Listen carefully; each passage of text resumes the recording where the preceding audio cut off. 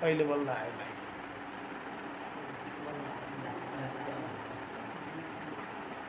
तपाईहरु सबैजनालाई प्रभु येशू ख्रीष्टको नाममा जय मसीह।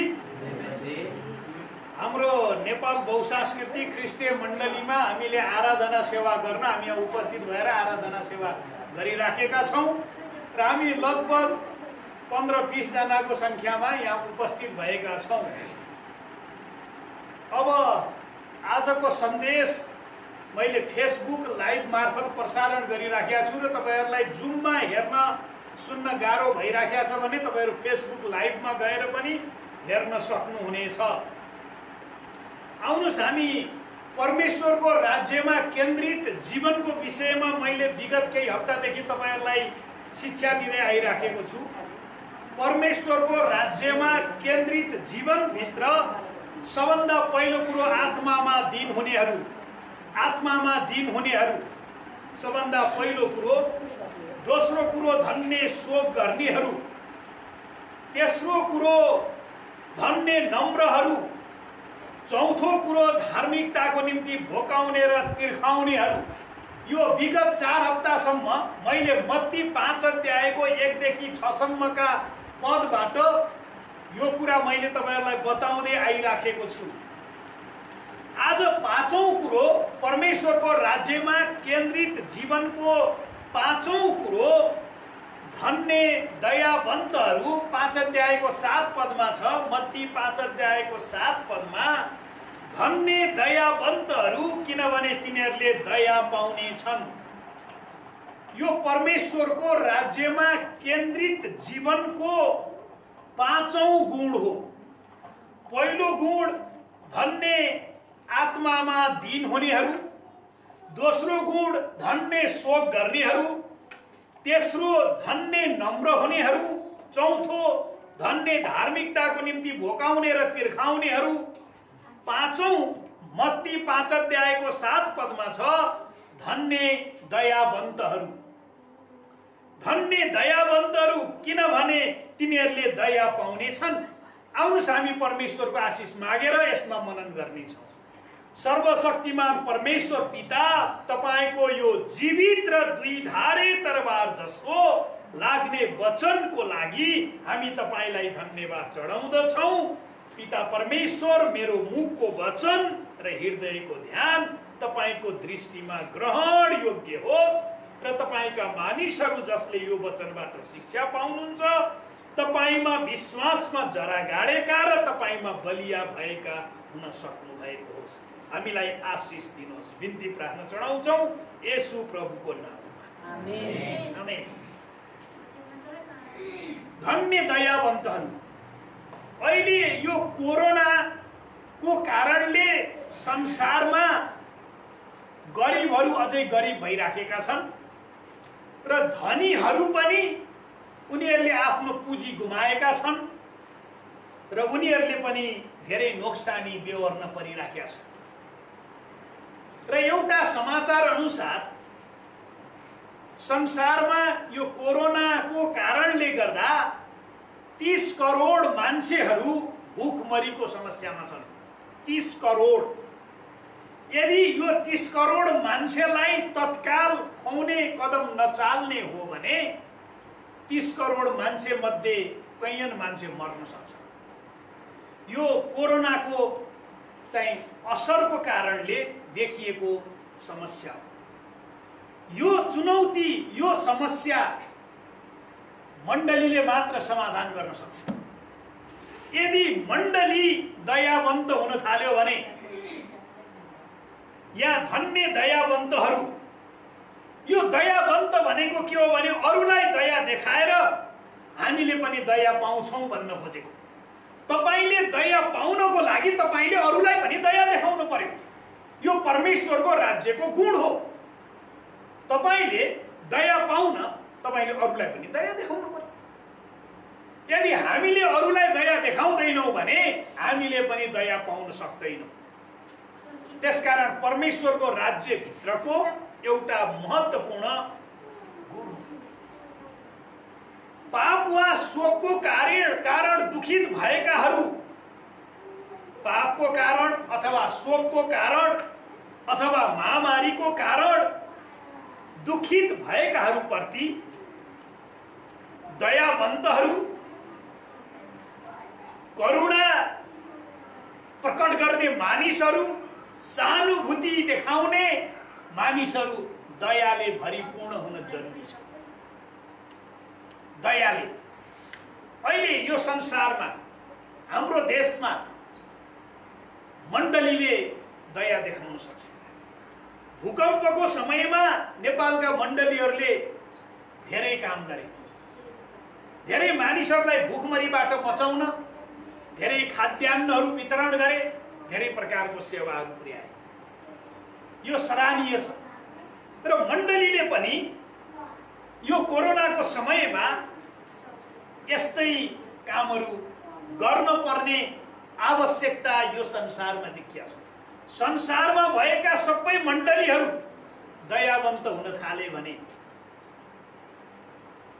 धेरै मानिसहरूले प्रभु येशू ख्रीष्टलाई विश्वास गर्नेछ।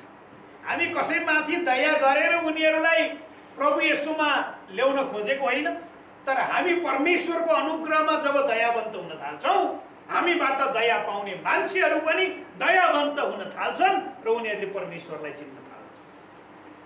दयावन्तहरूले मानिसहरूमा येशू ख्रीष्टद्वारा परमेश्वरको अनुग्रह र सहायता ल्याई साँच्चै यस किसिमको दुःख कम गर्न चाहन्छन् दयावन्तहरूले।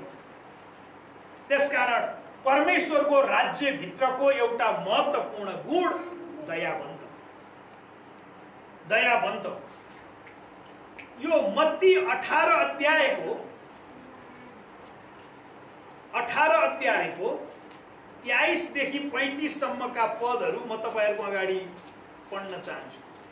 मत्ती 18 अध्यायको 23 देखि 35 सम्मका पद। यहाँ यसरी छ, यसै कारण स्वर्गको राज्य एउटा राजासँग तुलना गर्न सकिन्छ जसले आफ्ना नोकरहरूसँग हिसाब लिने इच्छा गरे। जब तिनले हिसाब लिन लागे 10,000 सुनका सिक्का ऋण लिने एकजना तिनीका ल्याइयो। तर त्यस मानिसले तिर्न नसक्दा त्यसका मालिकले त्यसलाई र त्यसका पत्नी र छोराछोरी र त्यसका सबै थोक बेची ऋण चुकाउने हुकुम दिए। तब त्यस नोकरले घुँडा टेकी तिनका पाउमा परेर भन्न लाग्यो, मालिक, ममाथि धैर्य गर्नुहोस्, म तपाईको सबै ऋण चुकाउने छु। तब त्यस नोकरका मालिकले टिठाएर त्यसलाई छोडिदिए र त्यसको ऋण माफी गरिदिए। तर त्यस नोकरले निस्केर जाँदा आफ्ना सङ्गी नोकरहरू मध्ये एकजनालाई भेट्यो जो त्यसको 100 चाँदीका सिक्काको ऋणी थियो। उसलाई घोक्रोमा पक्रेर त्यसले ऋण तिरिहाल भन्यो। घोक्रोमा पक्रेर त्यसले भन्यो, तेरो ऋण तिरिहाल। तर त्यसको सङ्गी नोकरले घोप्टो परेर त्यसलाई बिन्ती गर्यो, ममाथि धैर्य गर, म तिमीलाई सबै तिरिदिनेछु। तर त्यो मानेन र गएर ऋण नतिरिन्जेलसम्म उसलाई झ्यालखानामा हालिदियो। त्यसका सङ्गी नोकरहरूले यी सब देखे र तिनीहरू अति दुखित भए। तिनीहरूले गएर यी सब घटना आफ्ना मालिकलाई बताइदिए। तब मालिकले त्यस नोकरलाई आफूका बोलाएर भने, ए दुष्ट नोकर, तैले मसँग बिन्ती गरिस् र मैले तँलाई तेरो ऋण माफी गरिदिए। मैले तँमाथि दया गरे झैं तैले पनि तेरो सङ्गी नोकरमाथि दया गर्नुपर्ने थिएन र? तब त्यसका मालिकले क्रुद्ध भएर त्यसलाई सबै ऋण नतिरिन्जेल दण्ड दिनेहरूका हातमा सुम्पिदिए। तिमीहरूले आफ्नो भाइलाई आफ्नो हृदयदेखि क्षमा गरेनौ भने स्वर्गमा हुनुहुने मेरा पिताले पनि तिमीहरूसँग त्यस्तै गर्नुहुनेछ। यहाँको घटना के छ भने यो नोकरले राजाको 10,000 रुपियाँ ऋण तिर्या थिएन। 10,000 चाँदीको सिक्का ऋण लिएर तिर्या थिएन। राजाले माफ गरिदिए। तिमीले तिर्न सकेनौ, तिमी माथि मैले दया गर्छु भनेर राजा दयावन्त भए र दया देखाए।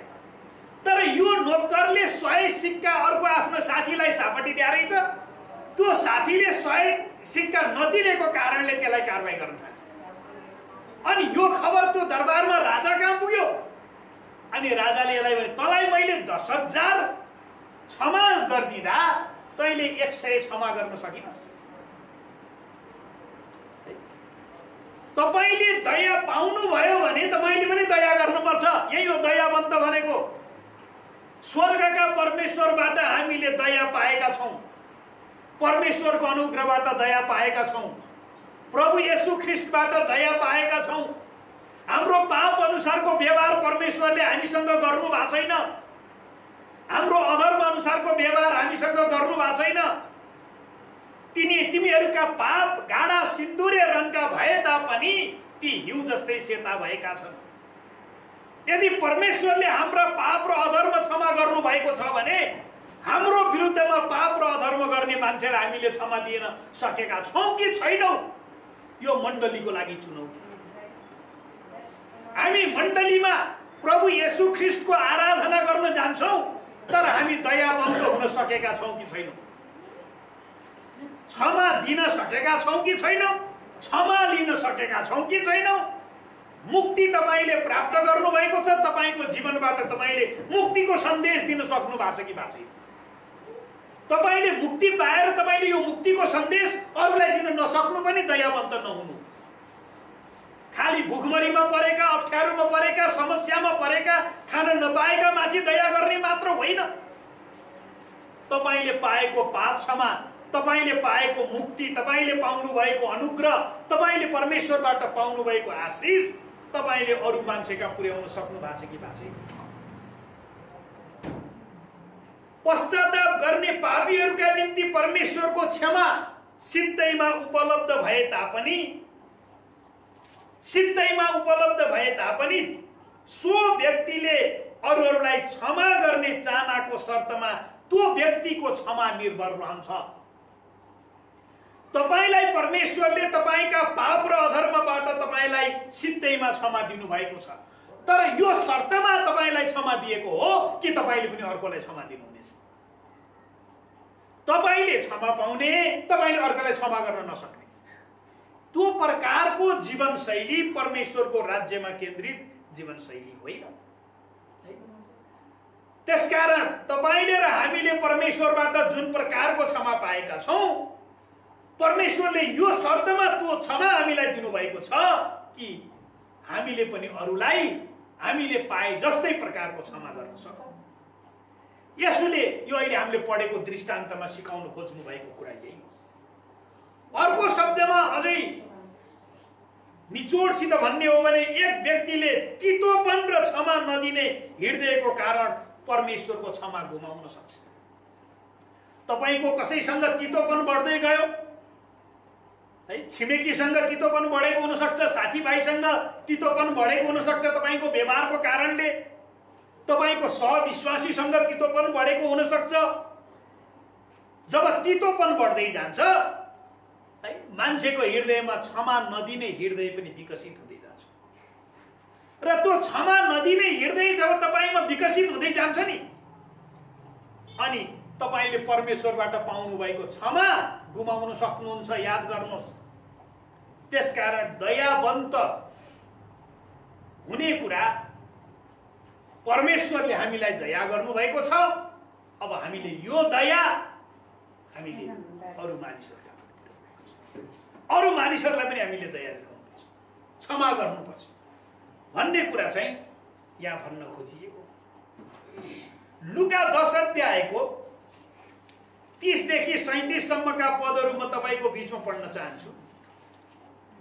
लुकाको सुसमाचार 10 अध्यायको 30 देखि 37 सम्म। यहाँ यसरी छ। येशूले जवाफ दिनुभयो, एकजना मानिस यरुशलेमबाट यरिहोतिर जाँदै थियो। त्यो डाकुहरूको फेला पर्यो।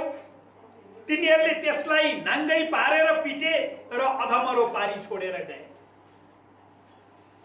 संयोगले एकजना पुजारी त्यही बाटो भएर जाँदै थियो। र त्यो अधमरो मान्छेलाई देखेर त्यो अर्कोपट्टि तर्केर गयो। त्यसै गरी एकजना लेवी भनेको व्यवस्थाको पण्डित पनि त्यस ठाउँमा आएर त्यसलाई देखेपछि अर्कोपट्टि तर्केर गयो। पुजारी पनि तर्केर गयो, लेवी पनि तर्केर गयो। तर एकजना सामरी उसको यात्रामा जाँदै गर्दा त्यो मान्छे भएको ठाउँमा आइपुग्यो र त्यसलाई देखेर उसको मन दयाले भरियो।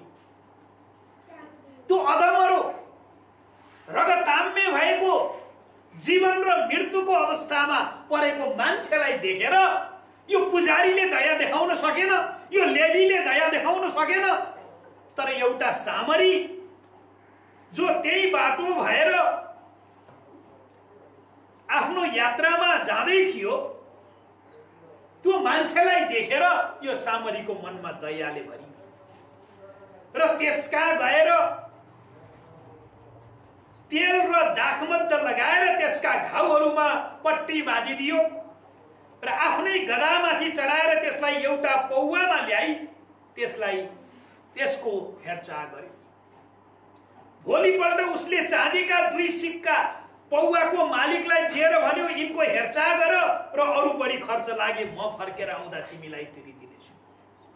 दयावन्त हुने भनेको यही हो, दयावन्त। शारीरिक रूपमा हामी कोही पनि यो मान्छे जस्तो अवस्थामा थिएन होला, अधमरो अवस्थामा, तर आत्मिक रूपमा हामी अधमरो अवस्थामा। त्यो आत्मिक रूपमा हामी अधमरो अवस्थामा भएको अवस्थाबाट परमेश्वरले हामीलाई छुटकारा दिएर जीवन दिनुभयो। राज संसारमा कैयन मान्छे अधमरो अवस्थामा छ। के मण्डली दयावन्त भएर ती मान्छेलाई मण्डलीले देखिराखेको छ, हेरिराखेको छ? है, चुनौती मण्डलीको लागि च्यालेन्ज।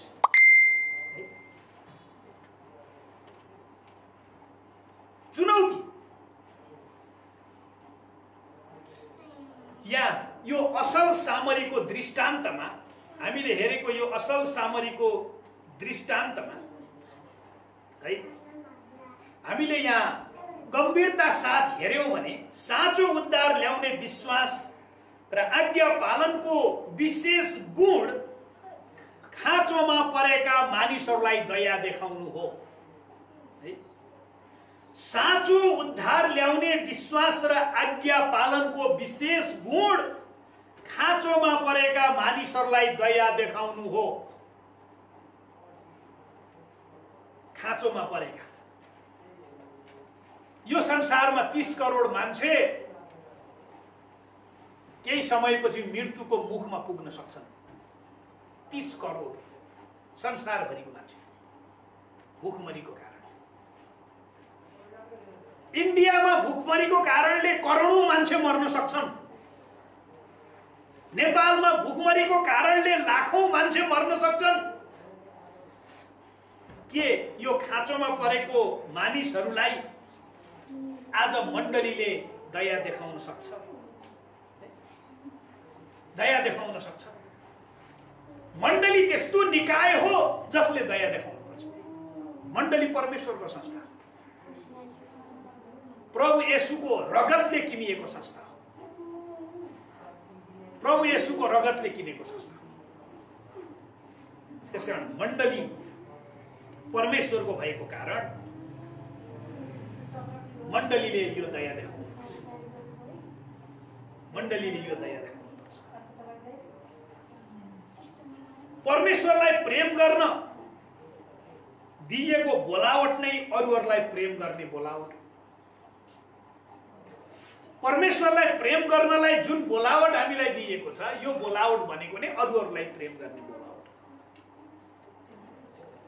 त्यसकारण यो दृष्टान्त भित्र दुईटा कुरा विशेष गरी म तपाईलाई बताउन चाहन्छु।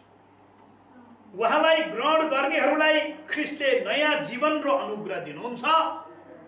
जो जसले प्रभु येशू ख्रीष्टलाई ग्रहण गर्छन् तिनीहरूले नयाँ जीवन र अनुग्रह प्राप्त गर्छन्।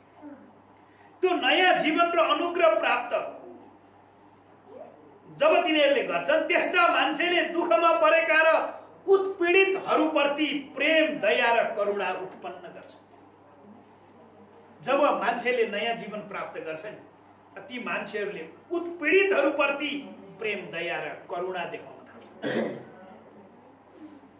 त्यसकारण मण्डलीमा आउने मानिसहरू दयावन्त हुनुपर्छ। संसारका मान्छेले मण्डली जब दयावन्त हुन थाल्छ अनि मण्डलीलाई आरोप लगाउँछन् क्रिस्चियन बनाउनलाई पैसा बाँड्छ। हाम्रो नेपाल बहुसांस्कृतिक ख्रिस्टीय मण्डलीले 1 रुपियाँ पनि कसैलाई दिँदैन। दिन्छ? तपाईहरुले पैसा पाएर कोही चर्चमा आएको कोही हुनुहुन्छ यहाँ? लगन प्रसादले जग्गा किनेको चर्चले पैसा दिएर हो? होइन। उहाँले आफैले मेहनत गरेर जग्गा किनेर घर बनाउन खोज्नु भएको छ। उल्टो दशांश भेटी ल्याएर यहाँ चढाउनुहुन्छ। प्रभु येशूलाई चिनेको कारण जब उहाँ दयावन्त हुन थाल्नुभयो परमेश्वरले आशिष दिन थाल्नु। याद गर्नुहोस्, जुन दिन तपाईँ दयावन्त हुन छोड्नुहुन्छ त्यो दिन तपाईँले आशिष गुमाउनुहुन्छ। यो परमेश्वरको राज्यको गुण हो। परमेश्वरको राज्यको गुण हो। तपाईँ परमेश्वरको राज्यको गुण धारण गरेर जिउनुहोस्, तपाईले जित्नुहुन्छ है। परमेश्वरको राज्यको गुण, परमेश्वरको राज्यको गुण है। आफ्नो समुदाय भित्र पवित्र आत्माको प्रेममा काम गर्ने र आफ्नो हृदयलाई कठोर नबनाउने जिम्मेवारी सबै विश्वासीहरूको है। यो पास्टर मात्रै दयावन्त हुने भन्ने कुरा छैन है। मण्डलीका अगुवाहरू मात्रै दयावन्त हुन पर्ने कुरा छैन है। मण्डलीमा आउने, मण्डली समुदाय भित्रका सबै मानिसहरू पवित्र आत्माको प्रेममा काम गर्ने र आफ्नो हृदयलाई कठोर नबनाउने जिम्मेवारी सबै क्रिस्चियनहरू, सबै विश्वासीहरू, प्रभु येशू ख्रीष्टलाई विश्वास गर्ने विश्वासी। जब तपाईँ दयावन्त भएर जिउन थाल्नुहुन्छ तपाईको जीवनको सबै अभाव र कमीहरू हटेर जान्छ। दोस्रो कुरा, आफूहरू क्रिस्चियन भएको दाबी गर्ने है, म त क्रिस्चियन हो, म त प्रभुको मान्छे हो भनेर दाबी गर्ने, तर अरूहरूका दुःख कष्ट र खाँचोहरूप्रति असंवेदनशील हृदय हुनु चाहिँ तिनीहरूसँग अनन्त जीवन छैन भन्ने स्पष्ट प्रमाण। म चाहिँ क्रिस्चियन हुँ भनेर चाहिँ ढाक लाउने, फुर्ती गर्ने है, तर अरूका दुःख कष्टहरूप्रति, खाँचोहरूप्रति असंवेदनशील हुनु भनेको, असंवेदनशील हुनु भनेको त्यो मान्छेको जीवनमा अनन्त जीवन छैन, यसले मुक्ति पाछैन भन्ने कुरा हो। त्यसकारण हामी मान्छेको खाँचोप्रति, दुःखप्रति मण्डलीले जे जति गर्न सक्छ प्रार्थना साथ मण्डली अगाडि बढ्नुपर्छ। मण्डलीले पनि सबै कुरा समाधान गर्न सक्दैन, तर मण्डलीले एउटा काम गर्न सक्छ, परमेश्वरको नाउँमा मण्डलीले दया देखाउन सक्छ, प्रार्थना गर्न सक्छ, भेटघाट गर्न सक्छ, उत्साह दिन सक्छ। ती मान्छेले बाटो बिराएको छन् भने बाटो देखाइदिन सक्छ। दलदल भासमा फसेका छन् भने प्रभु येशू ख्रीष्टको अनुग्रहमा दलदल भासबाट निकाल्न सक्छ। मण्डलीले गर्न सक्ने कुरा धेरै छ। त्यसकारण मण्डली दयावन्त हुनुपर्छ भनेर यहाँ भन्न खोजेको। धन्य दयावन्तहरू, किनभने तिनीहरूले दया पाउनेछन्। दया देखाएर दया पाइन्छ। तपाईले अरूलाई दया देखाएर तपाईले दया पाउनुहुन्छ। हेर्नुहोस्, दया भन्ने चिज कस्तो, अरूलाई दया देखाएर आफूले दया पाइन्छ।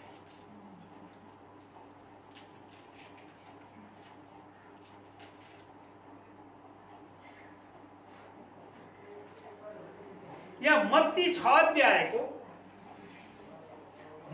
अध्यायको 14 र 15 पदमा पनि प्रभु येशू ख्रीष्टले भन्नुभएको छ। मत्ती 6 अध्यायको 14 र 15 पदमा प्रभु येशूले भन्नुभएको छ, म पढ्छु। किनकि तिमीहरूले मानिसहरूका अपराध क्षमा गर्यौ भने तिमीहरूका स्वर्गमा हुनुहुने पिताले पनि तिमीहरूलाई क्षमा गर्नुहुनेछ। तर तिमीहरूले मानिसहरूका अपराध क्षमा गरेनौ भने तिमीहरूका पिताले तिमीहरूका अपराध क्षमा गर्नुहुने छैन। क्षमा गरेर नै क्षमा प्राप्त हुन्छ। क्षमा गरेर नै क्षमा प्राप्त हुन्छ। क्षमा गरेर नै, दया देखाएर नै दया प्राप्त हुन्छ। कति महत्त्वपूर्ण कुरा छ। दया देखाएर नै दया प्राप्त हुन्छ। हिब्रू 12 अध्यायको 15 पदमा,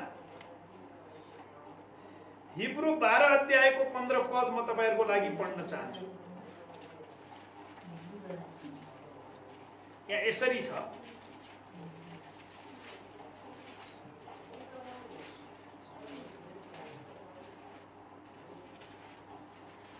हिब्रू 12 अध्यायको 15 पद,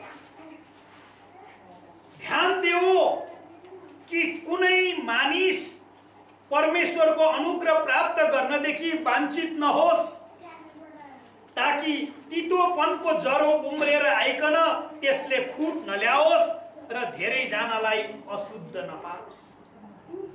ध्यान देऊ कि कुनै मानिस परमेश्वरको अनुग्रह प्राप्त गर्नदेखि वञ्चित नहोस्, ताकि तितोपनको जरो उम्रेर आइकन त्यसले फुट नल्याओस् र धेरै जनालाई अशुद्ध नपारोस्।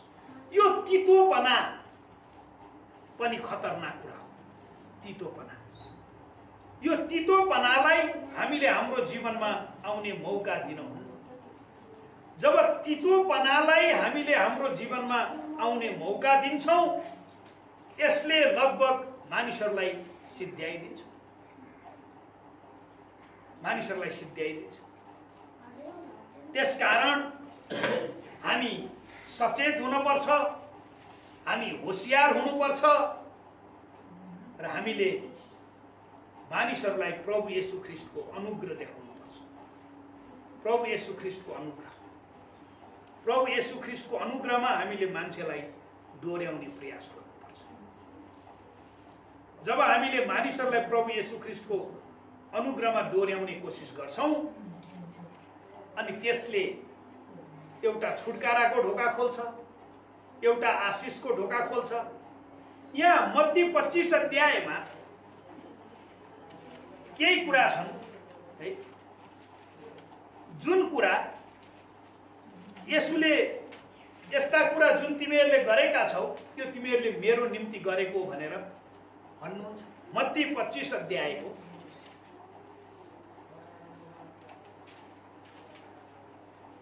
35 पदबाट म तपाईहरुको लागि पढ्छु। मत्ती 25 अध्यायको 35 पदबाट म तल पढ्दै जान्छु। किनभने म भोकाएको थिएँ, तिमीहरूले मलाई खान दियौ, म तिर्खाएको थिएँ, तिमीहरूले मलाई पिउन दियौ, म परदेशी थिएँ, तिमीहरूले मलाई आश्रय दियौ, म नाङ्गै थिएँ, तिमीहरूले मलाई वस्त्र लगाइदियौ, म बिरामी थिएँ, तिमीहरू मलाई हेर्न आयौ, झ्यालखानमा थिए, तिमीहरू म कहाँ आयौ। तब धर्मी जनहरूले उनलाई जवाफ दिनेछन्, हे प्रभु, कहिले हामीले तपाईलाई भोकाउनु भएको देख्यौं र खान दियौं, अथवा तिर्खाउनु भएको देख्यौं र पिउन दियौं? कहिले हामीले तपाईलाई परदेशी देख्यौं र तपाईलाई आश्रय दियौं, अथवा नाङ्गै देख्यौं र वस्त्र लगाइदियौं? र कहिले हामीले तपाईलाई बिरामी वा झ्यालखानमा देख्यौं र तपाई कहाँ आयौं?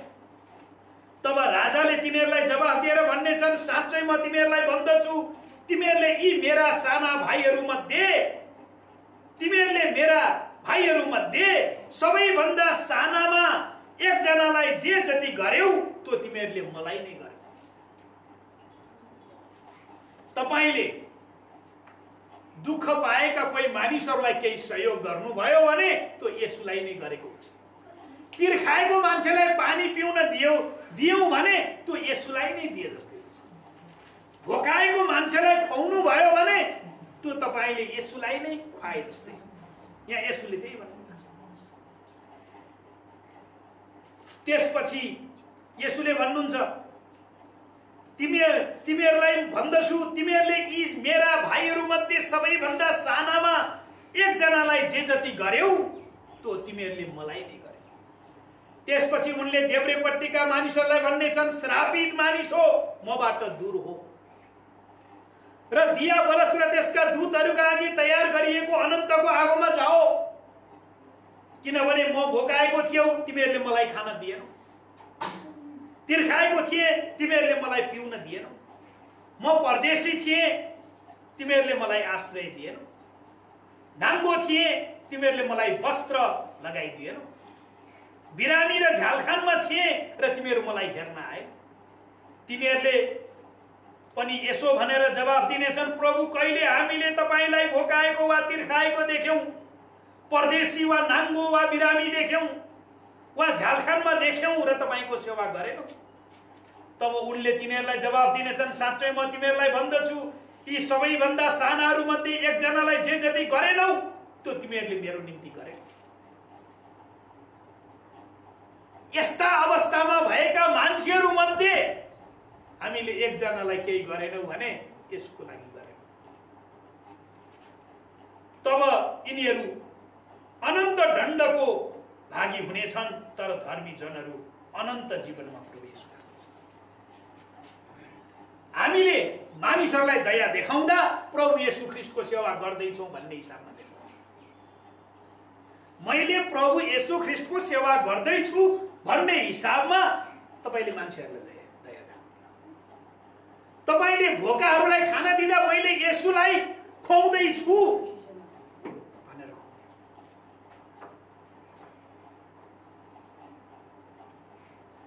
परमेश्वरले मान्छेहरूलाई विभिन्न प्रकारका स्रोत र साधनहरू दिनुभएको छ। त्यो स्रोत र साधनलाई मण्डलीले सदुपयोग गरेर मानिसहरूको आवश्यकता पूरा गर्नुपर्छ। मानिसहरूको आवश्यकता पूरा गर्नुपर्छ। आज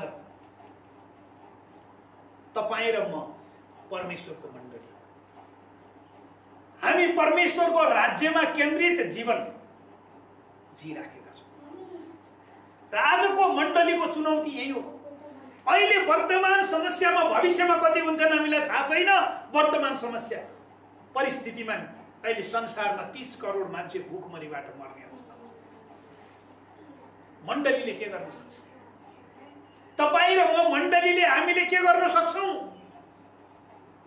हामीले बडो गम्भीरताका साथ प्रार्थना गरेर हामीहरू हरेकले हाम्रा छरछिमेकमा कोही मान्छे भुखमरीमा परे मर्न नपाओस् भनेर प्रार्थना गर्नुहोस्। प्रभु, कोही मान्छे भुखमरीमा छ भने त्यो मान्छेका म पुग्न चाहन्छु, मलाई देखाइदिनुहोस्। हामीले गर्ने प्रार्थना आज त्यही हो। तपाईँ अरू देशमा भएको भुखमरीमा परेको मान्छेलाई सायद तपाईँ गएर सहायता पुर्याउन सक्नुहुन्न। ती ठाउँमा पनि मण्डली छन्, त्यहाँका मण्डलीलाई पनि तपाईँले स्रोत र साधन जुटाइदिनुहोस् र ती मण्डली पनि आफ्नो आफ्नो क्षेत्रमा भएका भुखमरीमा परेका खान नपाएका मानिसहरूलाई सहायता पुर्याउन सक्नु, दया देखाउन सक्नु। दयावन्त है, दया पाउनलाई दया हुनुपर्छ। धन्य दयावन्तहरू, किनभने तिनीहरूले दया पाउनुहुन्छ। के दयावन्त हुन चाहनुहुन्छ? कि हामीले हाम्रो मण्डलीलाई दयावन्त बनाउन चाहन्छौँ? फेरि एकचोटि सुन्नुहोस्। दयावन्त हुनु भनेको अरूलाई दया देखाएर हामीले पनि दया पाउनेछौँ, त्यही हो दयावन्त हुने। अरूलाई दया देखाएर आफूले पनि दया पाउने। दया पाउने भनेको त्यो जुन अवस्थाबाट गुज्रिराखेको छ त्यो अवस्थाबाट गुज्रिरहेको मान्छेसँग आफूलाई परिचित गराउने हो। जब तपाईले त्यो समस्याबाट गुज्रिरहेको मान्छेसँग आफूलाई परिचित गराउनुहुन्छ, तपाईले पनि दया पाउनुहुन्छ। त्यसकारण दया पाउनलाई दया देखाउनुपर्छ। पाप वा शोकको कारण दुखित भएकाहरूप्रति दयावन्तहरू करुणा, सहानुभूति र दयाले भरिपूर्ण हुन्छन्। दयावन्तहरूले मानिसहरूलाई येशू ख्रीष्टद्वारा परमेश्वरको अनुग्रह र सहायता ल्याई साँच्चै यस किसिमको दुःखलाई कम गर्न चाहन्छु। आज परमेश्वरको अनुग्रह र सहायता तपाईँ र मेरो जीवनबाट प्रभाव हुन सक्छ। आमेन। आउनुहोस् हामी प्रार्थना गरौँ। सर्वशक्तिमान परमेश्वर पिता, परमेश्वरको तपाईको राज्यमा केन्द्रित जीवनको पाँचौं गुण धन्य दयावन्तहरू, किनभने तिनीहरूले दया पाउनेछन्। अरूलाई दया देखाएर हामीले दया पाउँछौँ। तपाईँ परमेश्वरको सहायता र अनुग्रह अरू मानिसहरूका पुर्याएर हामीले पनि तपाईको अनुग्रह र सहायता पाउँछौँ। तपाईँ परमेश्वरको समाधान र उद्धार अरू मानिसहरूका पुर्याएर हामीले पनि समाधान र उद्धार पाउँछौँ। पिता परमेश्वर, तपाईको यो राज्यको गुणलाई आत्मसात गरेर हाम्रो वरिपरि कोरोनाको कारणले भुकमरीमा परेका मानिसहरूलाई सहायता पुर्याएर जिउने मानिसहरू नेपालका मण्डलीहरूलाई बनाउनुहोस्। नेपालका मण्डलीहरू दयावन्त हुन सकेका हौ। पिता परमेश्वर, यो जीवित र दुईधारे तरबार जस्तो लाग्ने वचनबाट हामीसँग बोल्नु भएकोमा तपाईलाई धन्यवाद चढाउँदै आशिष माग्छौं हाम्रो मुक्तिदाता प्रभु येशू ख्रीष्टको नाममा। आमेन। प्रभु येशू ख्रीष्टले तपाईहरु सबैजनालाई आशिष दिनु भएको होस्। धन्यवाद। जय मसीह। अब हामी प्रभुको मेसको नजिक जानेछौं। हामी प्रभुको मेसको यसलाई त्यो बन्द गर। रातो माथि छ लाइभ हैन, रातो छैन त्यहाँ।